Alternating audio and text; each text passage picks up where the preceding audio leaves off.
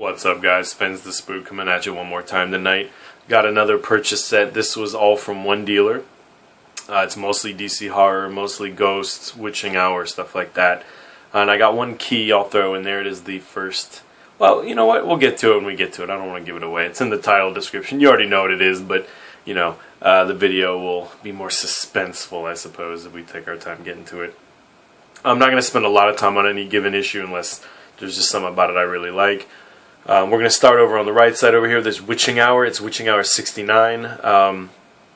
Almost all of these are in the 25 cent, 35 cent Bronze Age horror category, which means you've kind of gotten out of the realm of the really top covers. Most of these covers will be average. You know, they'll be cool. You know, they'll be cool covers, but they won't be the Neil Adams, the Nick Cardy, the, you know, Bernie Wrights and those kind of covers. You're going to get a lot of just, you know, your standard late bronze horror, which is adequate covers, but, you know, nothing really to write home about. I find it's funny, the interiors on these actually are a little better story-wise. The stories on these later issues are a little better than they are in the early ones, but the art, you know, is the trade-off. So anyway, Witching Hour 69, kind of a cool cover, kind of a weird cover. Fingers with skulls and stuff coming off of them. Witching Hour 76, I'm not sure if these are in order or not. Kind of this, you know, just skeletons. If they could fit a skeleton on there, they would. It's cool, and I like the color tone of the background there. Witching Hour 65. Always my favorite if they can actually get a witch on the cover. A lot of Witching Hour doesn't feature. The early ones do, but some of the later ones don't even feature witches on the cover. So this is a cool one, like that.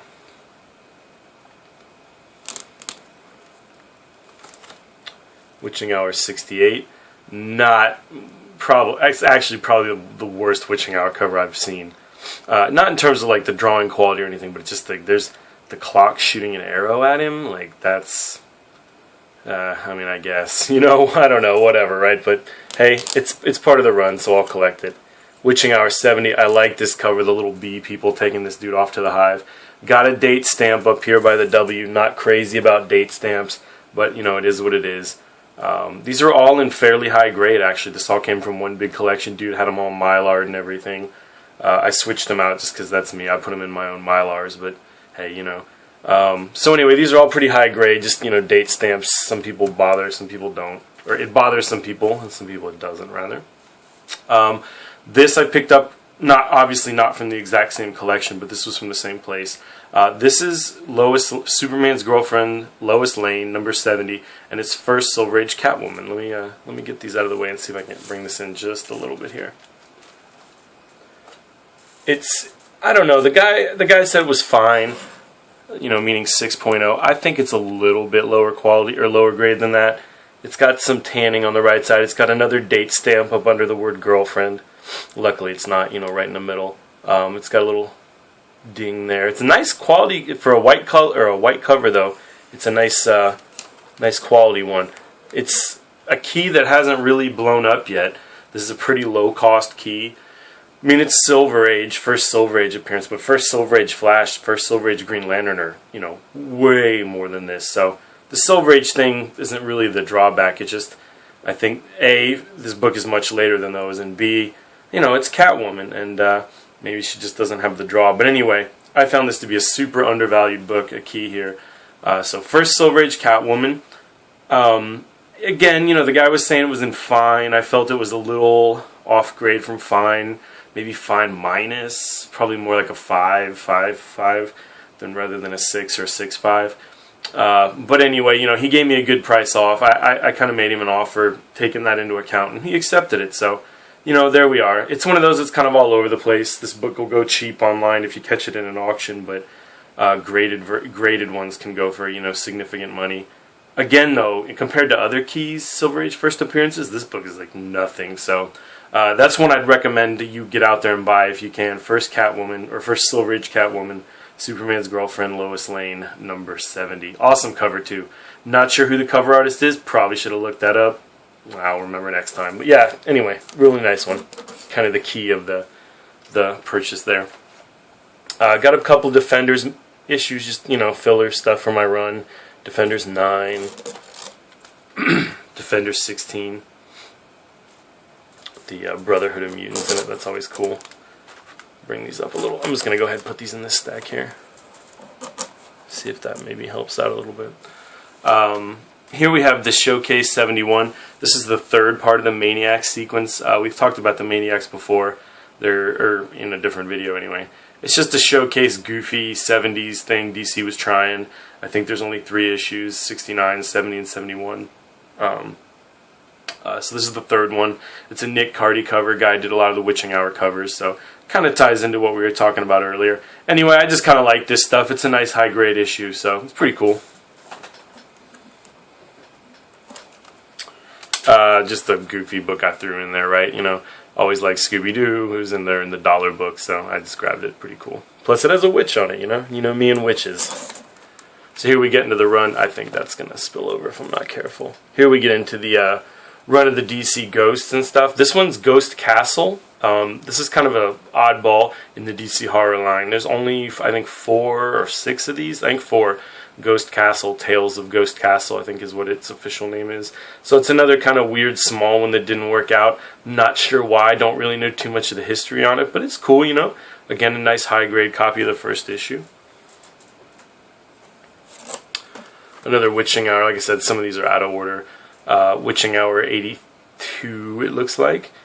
You know, pretty cool cover. Guy robbing a, looks like a Indian shrine or something with a skull moon. You know, pretty cool stuff. Here we go with the Ghost run. I think these are in order though. So here we have Ghost 47.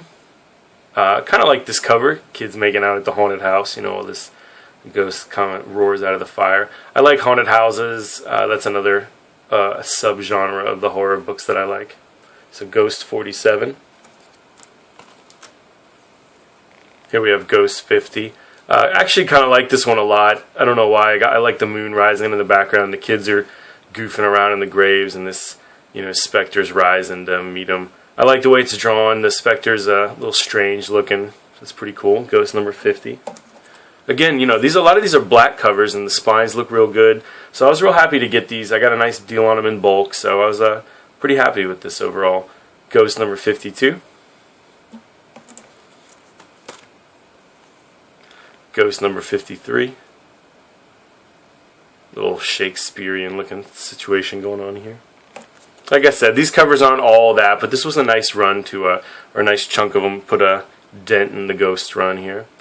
Ghost number 55. I've kind of been struggling, for the next few I'll just kind of move through them as I go without saying anything about them. I've been struggling with what to do with these long runs. Like I had a couple of videos on my Superman issues, because I've got a ton of Silver Age Superman. But it was kind of like this, where I was just going book by book, you know, Ghost 56 there. Here's Ghost 58.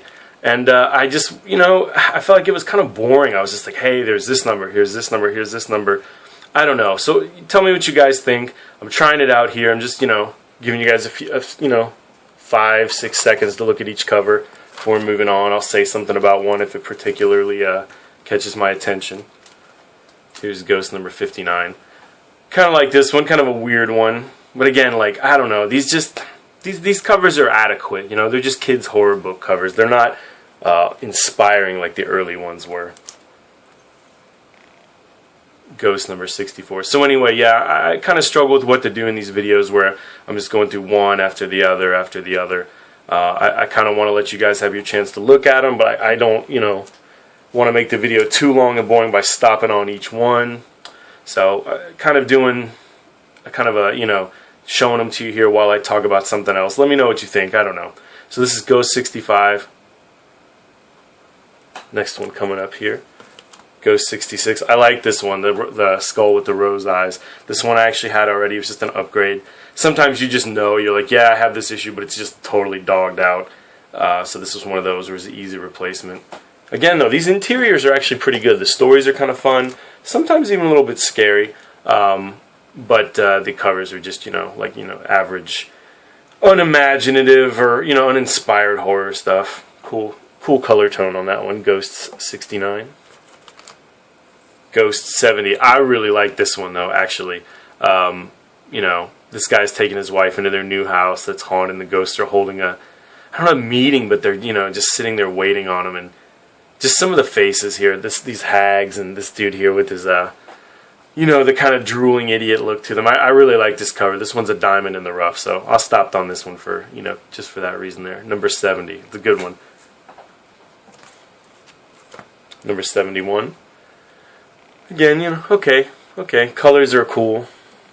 They're horror books. I mean, they're definitely cooler than, you know, your average stuff, but you know, they're getting. Really don't like when DC started doing these Superman ads on the top of their books. I find that really irritating. Ghosts number 75. So again, this was just for completion of the run. It was a nice lot of them, pretty cheap, because I bought them in bulk. And again, they're all pretty high grade. Okay, Ghost number 76. Ghost number 78. You know, each one's a little different. Again, this one's got a little haunted house motif. I think I like this one a little bit better than the others, but that's just personally. None of these are as good as like the early House of Mysteries or House of Secrets. Here's Ghost number 83. Amazonian Spectres, you know, it's like, meh. Again, I'm not trying to dog these out. They're just, you know, not worth really stopping to look at each one in terms of the video. I mean, you know, if you were hanging out with someone you had all day, sure, but, you know, I'm trying to get it done here in, you know, a quick, succinct time. So, Ghost 83. This is getting into the later stuff. This is where it's going to really drop off. Although this one's kind of crazy, you know, it's a little bit weird. They don't really push the envelope here. No melting faces, nothing like that. But I don't know, this one's just a little bit different. It's pretty cool. Ghost 104. Again, just with the generic skulls and skulled, you know, guys grabbing, I don't know, just skeletons. Just, you know, nothing great here. These are cool, though. Secrets of Sinister House. In the previous video I did tonight, it was on the stuff I picked up at the Deland Con. I talked a little bit about the Gothic romance books that DC did that they switched over, and this is one of the ones after it was switched over. Secrets of Sinister House starts out as, let me see if I can get this right, Sinister House of Secret Love. There's 6 of those. So there's 6 Sinister House of Secret Love, and they're like a Gothic romance. One continuous story. It's actually kind of interesting reading. They're kind of hard to find. I've got all those, so I'm just putting, and then it switches over to Secrets of Sinister House, which just becomes, you know, your variety book like House of Mystery, House of Secrets. Kind of a cool cover here. Again, I know I say this on every video, but I feel like this one might be a gray tone for real, though, this time. Kind of an interesting one there. So, Secrets of Sinister House, number 9. And here's Secrets of Sinister House, number 10. Again, at this point, it's just become a variety book. It's lost the Gothic romance part of it. But, yeah, again, if you're interested in the DC horror, I would check out those. I believe, you know, Forbidden Tales... Wait. Dark Mansion of Forbidden Love is one, and then Sinister House of Secret Love is the other. The Gothic romances of the DC line. They're very, very strange books. But anyway, that's it for me, guys. So again, a small local little pickup here with the first Catwoman key being the major book. Thanks for sticking with me, guys. I'll put that one back out to roll the video out so you can take one more look at that. That was the key of the group, Lois Lane. Or Superman's girlfriend, Lois Lane, number 70 for Silver Age Catwoman. Again, guys, thanks for sticking with me. Hit me with the comments if you see anything you like, you want to talk about. Be happy to go over anything you want to know about if you have any suggestions. And I will see you guys next time I get something worth talking about. See you then.